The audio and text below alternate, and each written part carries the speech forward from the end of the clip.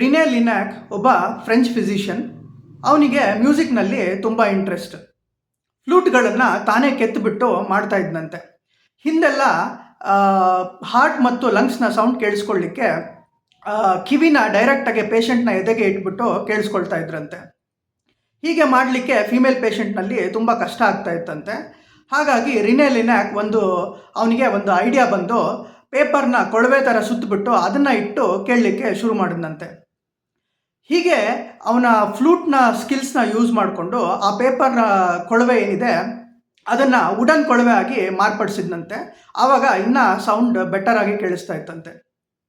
ಇದಾದಮೇಲೆ ಇನ್ನೂ ಇಂಪ್ರೂವೈಸ್ ಮಾಡ್ತಾ ಮಾಡ್ತಾ ಮಾನೋ ಆರಲ್ ಸ್ಟೆಥೋಸ್ಕೋಪ್ನ ಕಂಡುಹಿಡಿದಂತೆ.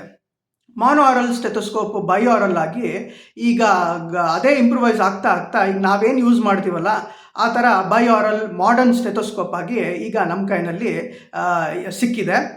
ಹೀಗೆ ರಿನೇ ಲಿನಾಕ್ನ ಫ್ಲೂಟ್ ಮಾಡೋ ಸ್ಕಿಲ್ಸ್ ಅವನಿಗೆ ಸ್ಟೆಥೋಸ್ಕೋಪ್ ಕಂಡುಹಿಡೀಲಿಕ್ಕೆ ಹೆಲ್ಪ್ ಮಾಡಿದೆ. ಗೊತ್ತಿತ್ತಾ ನಿಮಗೆ? Thank you.